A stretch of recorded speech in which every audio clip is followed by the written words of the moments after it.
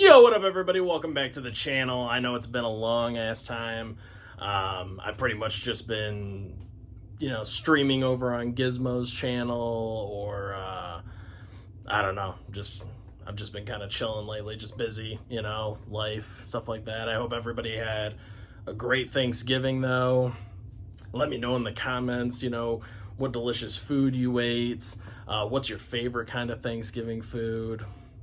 I love mashed potatoes. That's one of mine. Mashed potatoes, au gratin potatoes, scallop potatoes in general. you know, Not sweet potatoes. I'm not a big sweet potato guy, but um, deviled eggs. I love that. This year, my family and I decided to do chicken fajitas.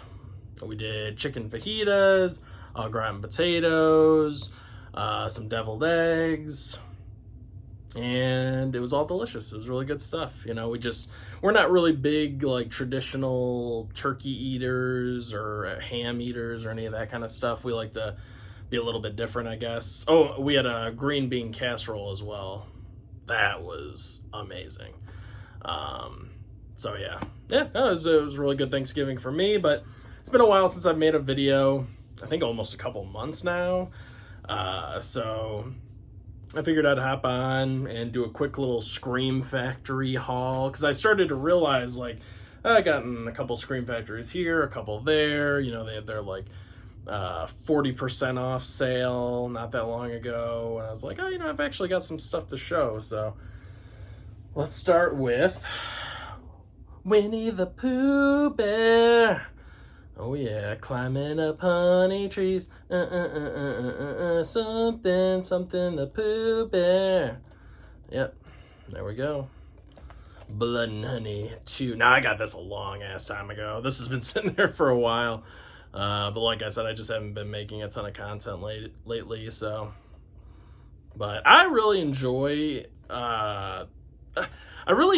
this movie quite a bit, the second one, because I liked the inclusion of Owl and Tigger and the kills and the story, and you can tell how they're making the Pooniverse, kind of happen. And the guys behind this, a couple guys from like the UK, seem to be super into it. I hear a lot of people say like, oh, it's pretty dark for a children's book. I don't know. It's kind of like cheap and whatever, that they're taking these beloved stories from our childhoods, like this and Pinocchio and Bambi, and then turning them into creatures. And I'm just, I've heard people say that it's like cynical and this and that. I'm like, dude, Jesus, let's not take these that seriously. I mean, let's just have fun. It's Winnie the Pooh, for crying out loud. Just enjoy it. It's just fun. I mean, and even the first one's fun, even though it's pretty, I think it's good, actually. I think the first one feels more like a Grindhouse movie. This one feels like you can definitely tell they got a little bit more budget and stuff to work with. But I love the first one because it does feel like a true Grindhouse film, except for I think all the ladies in it, or most of the ladies in it, were pretty obnoxious. I really didn't like any of the protagonists, like in the first movie. I thought they were just so, I don't know, vile and just annoying. But I thought Pooh looked cool, really creepy, and Piglet, and I still had fun with it. And the whole background story of why they're the way they are now, I thought was really well done too. So give these movies a shot. Don't listen to everybody else. Watch them for yourselves and make up your own mind. And if you think they're shit, then hey, that's fine too, All right. We have Stephen King's The Shining. It's a TV miniseries. I've never seen this before, and Barnes & Noble had it on sale, so I went ahead and picked it up. I really look forward to checking it out, because obviously the film by Stanley Kubrick is one of my favorites. I love it. So I'm kind of curious to compare and contrast the two when I finish watching this. I know this explores a lot more of Jack's alcoholism and those kind of things, so I'm really looking forward to it. All right. And then we have A Silent Night, Deadly Night. Oh my God. I got this one off eBay because I thought it was cool that it came with a slip and it was like only $20 or something. It was a really good price. And I know it's getting a 4K, but I'm good with just the blue. I really love these old collector's editions that Scream Factory used to put out with this really nice newly commissioned artwork and everything. So really dig it. And Gizmo, Corey, and myself will all be doing a versus video. It will be Silent Night, Deadly Night versus Christmas Evil. So that's going to be a lot of fun. We haven't set a date yet for it, but it will probably be around the second week of December, if I had to guess. Gizmo has his Rotten stream coming up on Sunday, I believe this Sunday, and then we'll probably plan for something after that. But it's going to be a lot of fun. I love doing those versus videos. So yeah, go subscribe over to Corey's channel, Wookiees Movies and Music, and Video Man and Gizmo's channel as well. I'll leave their links down in the description below. And I just watched this one last night, Session 9. This one I did get from the Scream Factory sale, 40% off. Man, this is a really good movie. Oh my God. I love all the characters in this. They all have their own unique personalities. You got the guy from CSI Miami, the one that always takes off his sunglasses like this, and then you get the ow, the music, the hoo hoo hoo hoo, he's great. The whole cast is, but I love, like I said, they each have their own individual personalities and they each have their own problems that they're dealing with. And, a lot of the things that they're dealing with emotionally and psychologically are kind of bleeding over into their work. And then they're working at this abandoned mental asylum, which their job is to like go in there and basically clean it out, clean it up, get it ready to, get it ready, make sure it's all like safe and they've cleaned everything in it and just kind of, I don't know, they're just cleaning it up basically.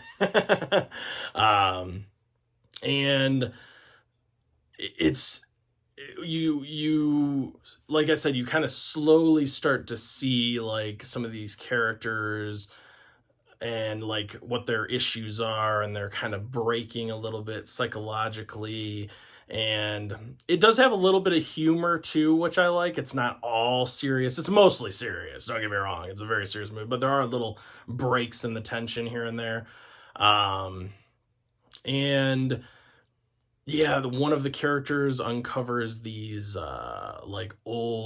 this old reel-to-reel, which has recordings on it, and he starts playing the recordings, and they're different sessions, 1, 2, 3, 4, 5, 6, 7, 8, 9, session 9, and it's just like this girl talking to like a psychiatrist because she's, it's back from the old days, when the mental institution was open. That's when these recordings were made, and she was one of their like, I guess craziest patients or whatever, one that they wanted to study. So it's just like her talking to the doctor, and it's really freaky, guys. And yeah, you gotta check it out. But there's a lot going on in this movie. There's a lot. I think I need to watch it again, watch the special features, kind of try to break it down more, but there's all sorts of, I think, layers and stuff to this film, so I really dug it. Definitely check it out if you get a chance, because I feel like people don't really talk about this one enough. I know, Scream Factory has this Blu-ray, and I know Second Sight released a nice little box set of it as well. All right, next up, actually, we'll finish off that 40% off sale here with these ones. We got Raising Cain. I've never seen this one, but it's Brian De Palma directed this. So I'm really curious to check this one out. It actually came with the slip, which is nice. And there we go. Love that artwork there. But yeah, it's got John Lithgow in it. And from what I gather, I think something happens I'm not sure if it's like he catches his wife cheating or something of that nature, and it breaks him mentally, like psychologically, and he like splits into two different people, I believe. So I'm really curious to check this one out. Sounds awesome. And John Lithgow is so great at playing a villain, or somebody unhinged. If you watch Dexter or Cliffhanger, or there's like a million different examples, he's just so awesome. All right. And then the last thing we got from that 40% off sale, we got a little RoboCop 2. So damn good, man. Now this movie, I love the original RoboCop. I think it's like a perfect film. It has the perfect blend of satire, action, gore, horror, just all of that kind of stuff. But this one, I would say, still has a lot of that. The political satire, lots of blood squibs going off all over the place, cool practical effects. But I would say that this one's a little bit sillier, a little bit more over the top, but still a really fun, kick-ass movie, and definitely worth checking out. You got Tom Noonan in this as the lead villain, but there's also this crazy kid that goes around killing people and stuff too, which is really weird to see in a movie, but I loved it, because it's something different. It also comes with this badass artwork. If you get this set with the alternate slipcover and all that stuff, which is what I got. But there's the original poster artwork, which is okay. I like that you can see that big robot there in his helmet. But yeah, man, this movie is batshit crazy out there. It's definitely worth watching because it's a blast for sure. Yep. All right, so there's that. And let's see. And then last but not least, went ahead and picked this one up, Hush.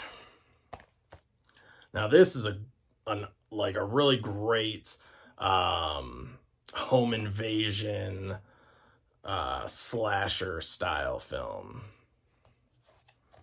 And there's that artwork there. This one also came with 2 slipcovers. If you got this is the alternate.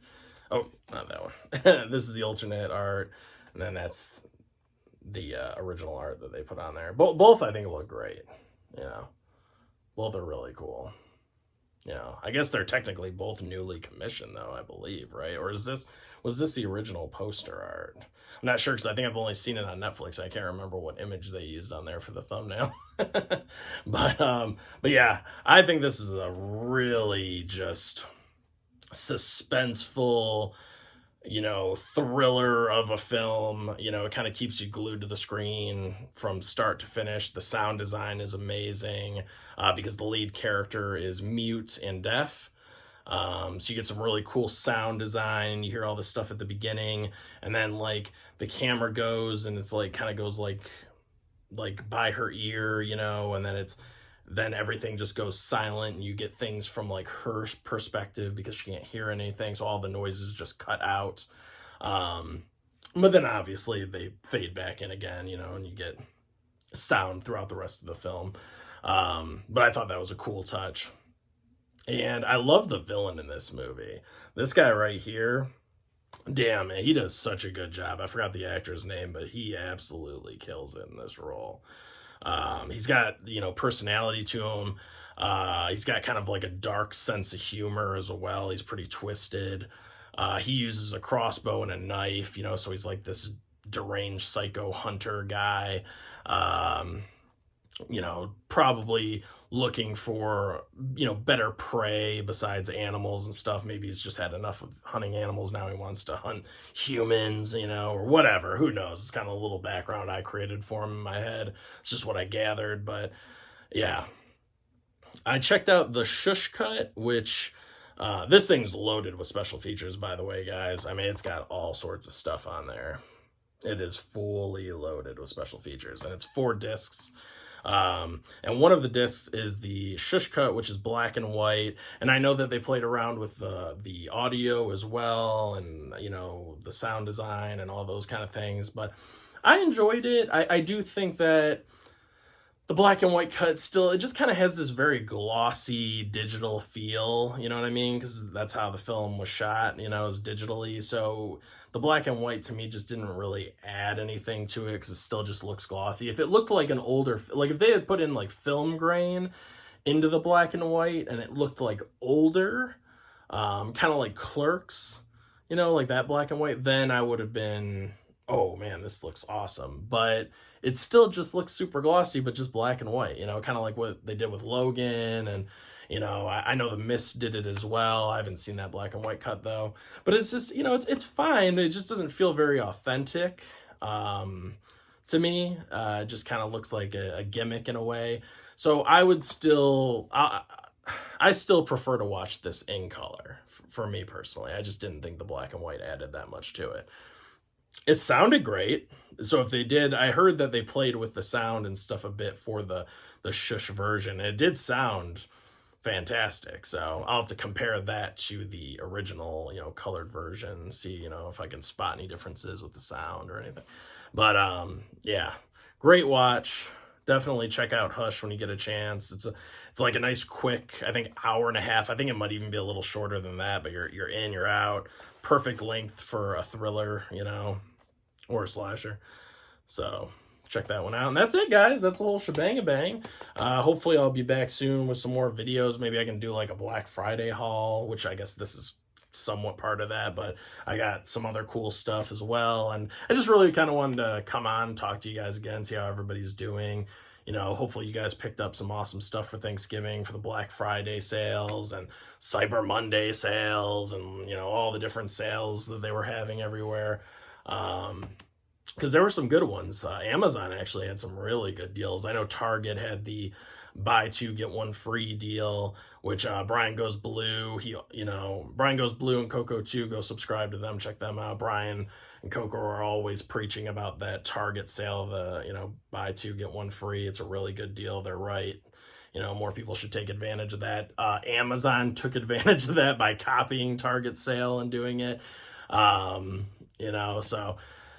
but I'm just happy. I'm happy that some of these places, because I went inside some stores and there was like nothing. I went inside Walmart and no physical media sales, or no movie sales, I should say. There may have been books and stuff and music, records, or, stuff like that, but there were no movie sales at my Walmart. In Target, one of my Targets brought out this little tiny shipper with movies as part of that, buy two, get one free sale. But I mean, barely anything, man. It was just like one little shipper.